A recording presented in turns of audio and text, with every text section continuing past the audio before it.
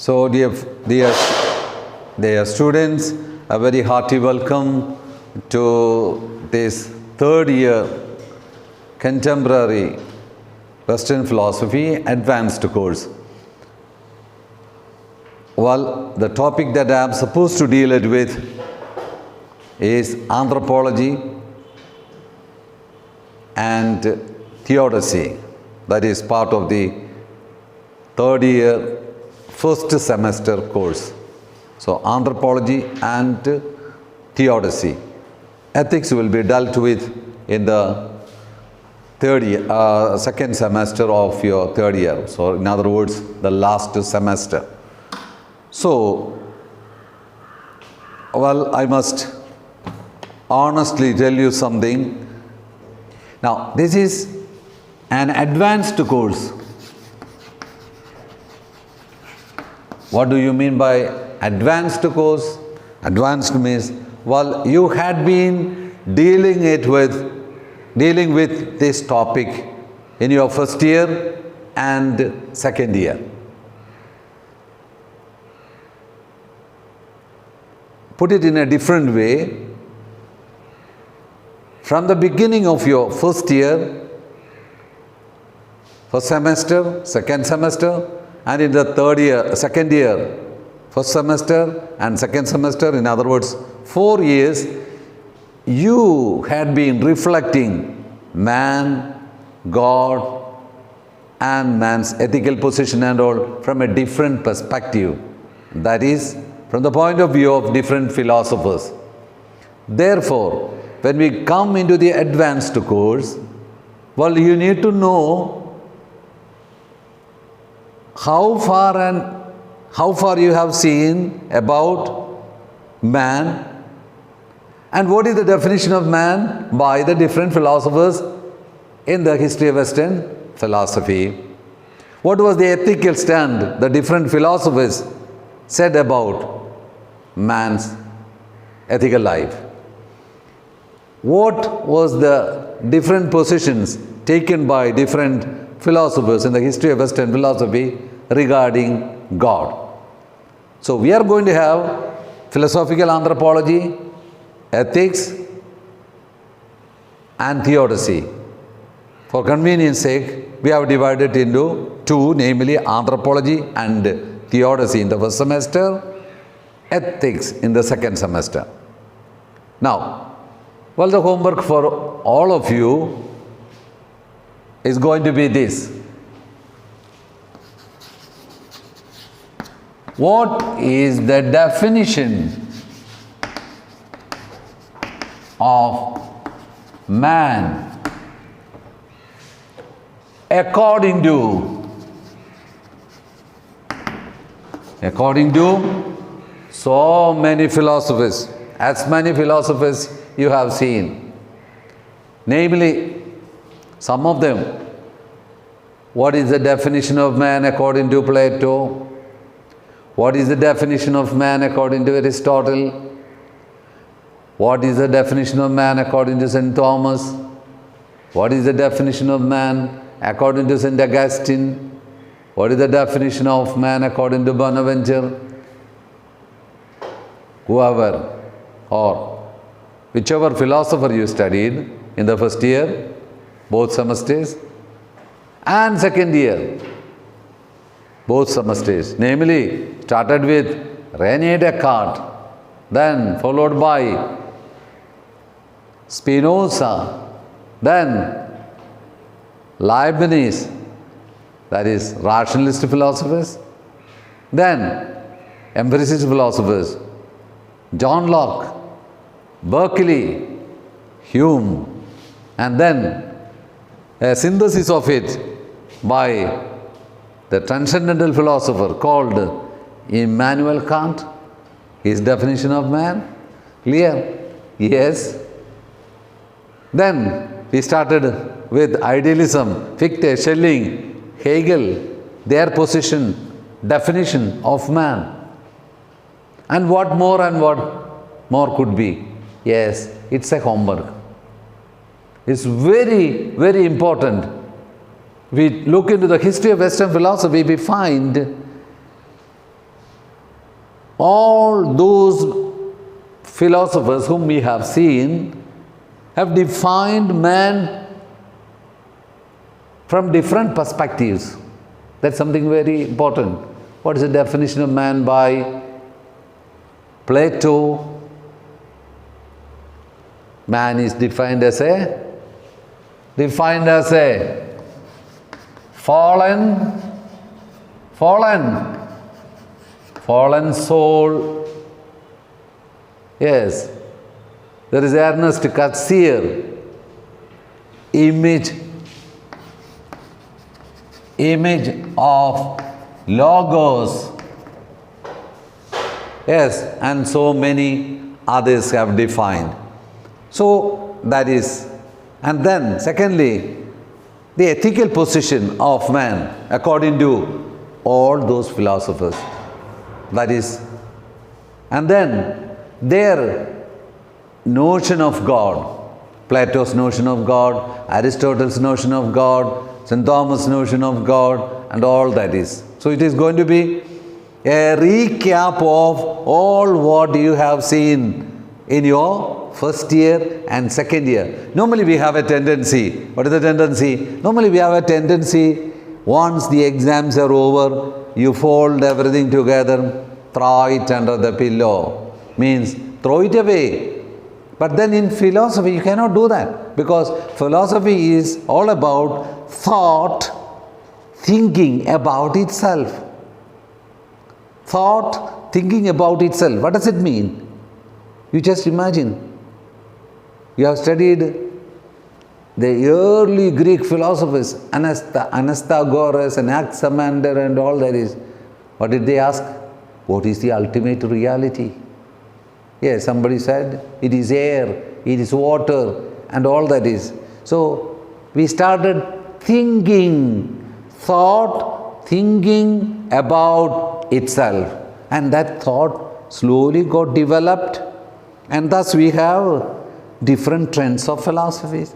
Socrates came, Plato came, Aristotle, and then came the medieval fathers of the church, whom we have seen in the second semester of your first year. And then second year you entered into modern philosophy. And then we asked the question, why it is called modern? How is it different from ancient and the medieval?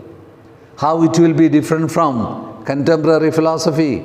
And so, father of modern philosophy, Descartes, whom we have seen, and followed by Spinoza, Leibniz, and then empiricism with John Locke, Berkeley, Hume, and then Kant coming to synthesize both rationalism, taking the advantages of both rationalism and empiricism, and made a philosophy of transcendental philosophy.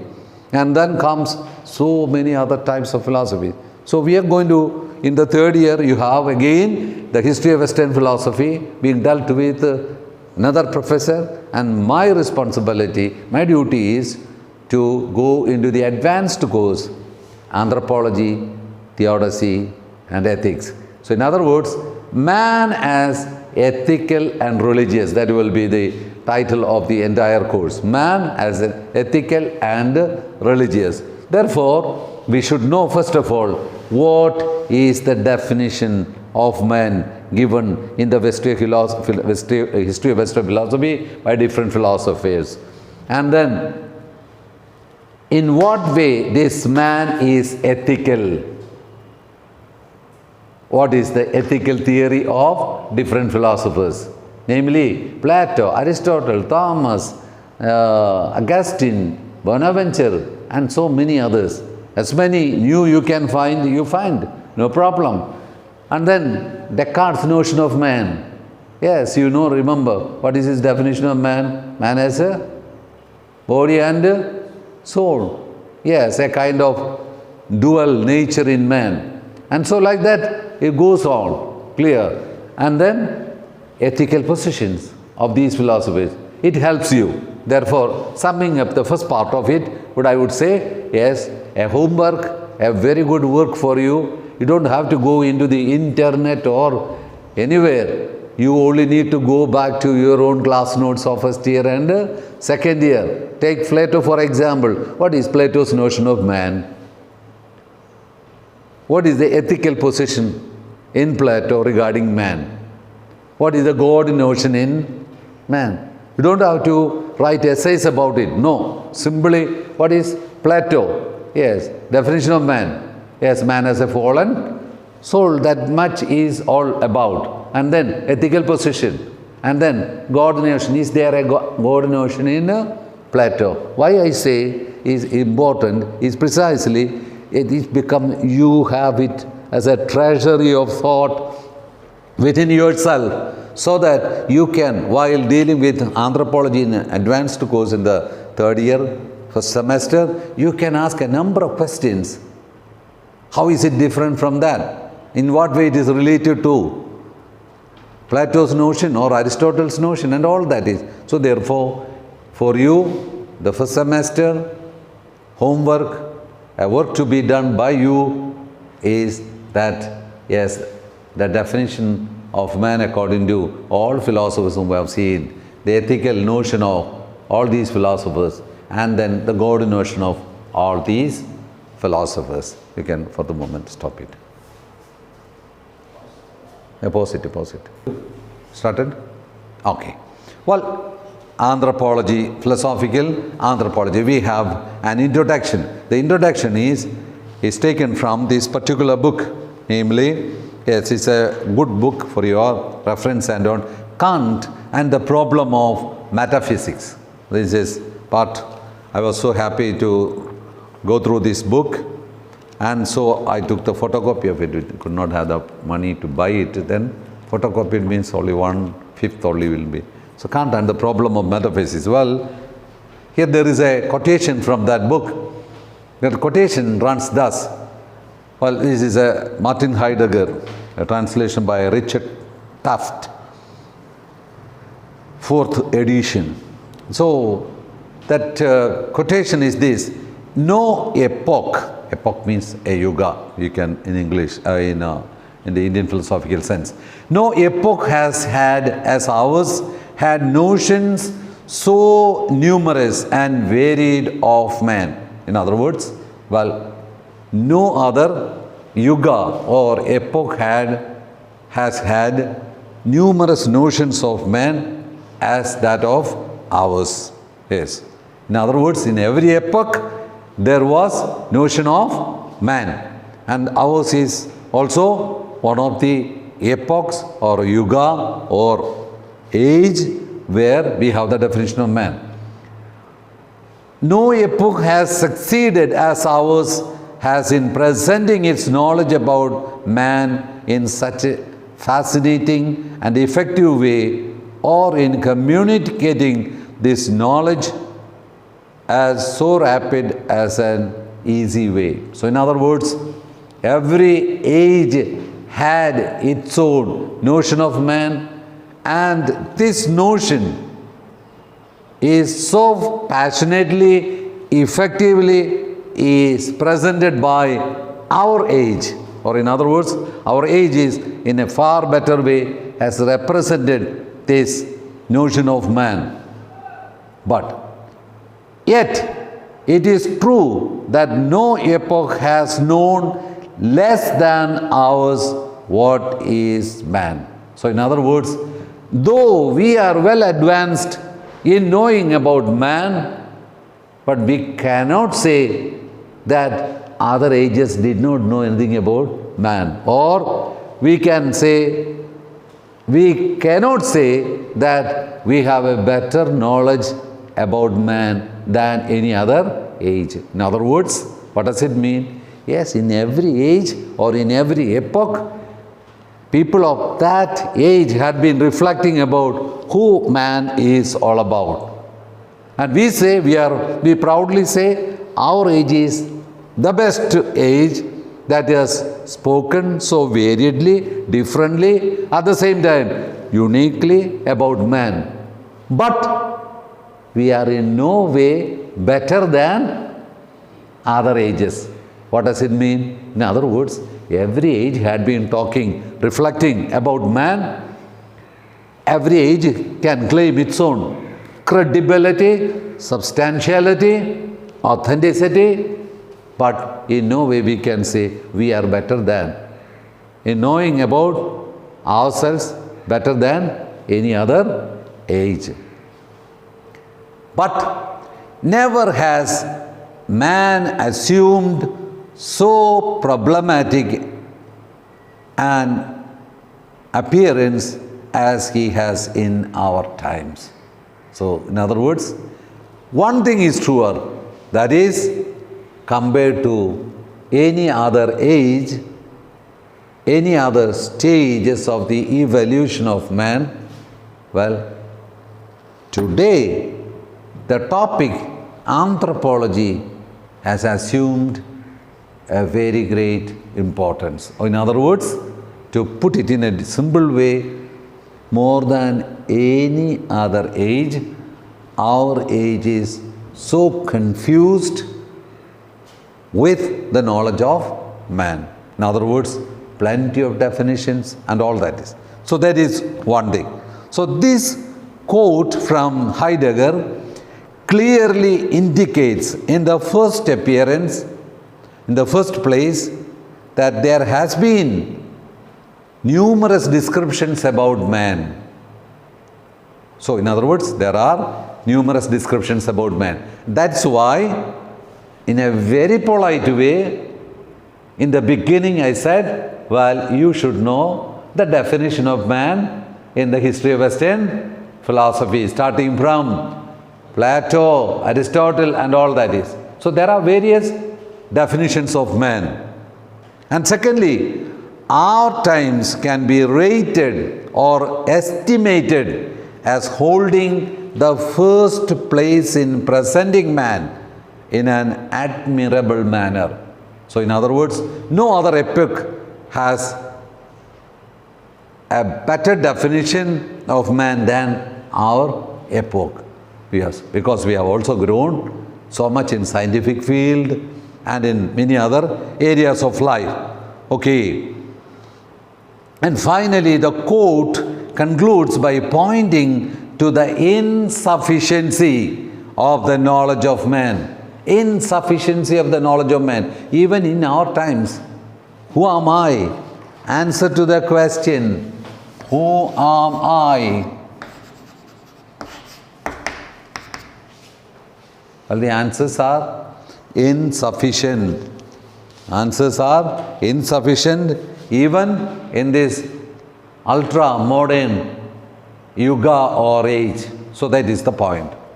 Therefore, we ask the question, what it means to be man? How can we distinguish man between man and not man? Means, how can we distinguish between man and normally we say the other, not the other, but what is not man? In other words, well, there are so many things in the world, clear, no? Very often what happens is that we fail to understand that the nature, the world or the cosmos is only for man. No, it's a wrong understanding. The cosmos is also meant for other realities in and out. Therefore, question is, what it means to be man? How can we distinguish between man and not man? How can we answer the questions arising from body? Yes, that's why, you know, Descartes has the definition of substance. Substance is that which exists in itself without the support of anything else for its existence. And according to Descartes, how many substances are there? Two substances. One is the absolute substance and the relative substance. Relative substance is called man. Man consists of body and soul. And then the problem arising out of it. So the question here is, yes, how can we answer the questions arising from body and his finitude, his sociality, his intersubjectivity, etc. So in other words, man is also related in his body. He is also related to others in their existence. He is also related to the world, or in other words, the inanimate and the animate things. And so many connections are there. Therefore, these are some of the questions that arise when we examine the phenomenon of man. So many questions that we can ask about. It's only just an introduction. These questions lead to more radical questions. What is that? The destiny of man. Is man mortal? Is man mortal, or is man immortal? Yes, is man mortal is clear. Maybe is man immortal? Yes. Or does he, with the death of his body, physical body, is over or not? So many questions. Is he really free? That was also a question that we dealt with in the modern philosophy. Clear? Okay. Now, these questions are there in the air. We had been asking also in the ancient, medieval and modern philosophy.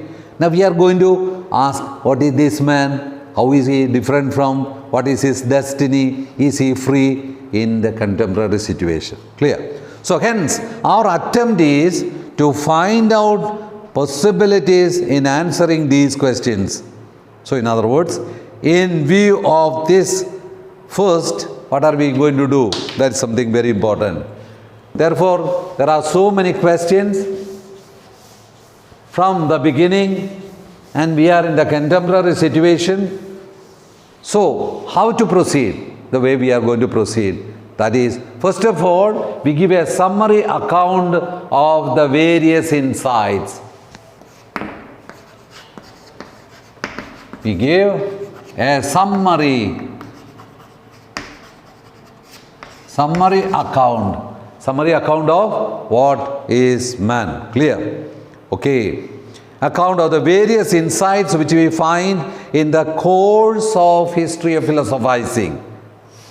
So that is why in the beginning itself I said, well, you have already completed your first and second year. Therefore, in the history of philosophizing, ancient, medieval and modern, what is the definition of man? This is a recap of your first and second year. Idea clear? Yes, now things are becoming clear. And then, only through a historical approach. So in other words, we give a summary account of what man is all about. And then, secondly, it is going to be a historical approach. Why it should be a historical approach? Why? Anthropological study is based on a historical approach because man has a history, is it not? What do you mean by history?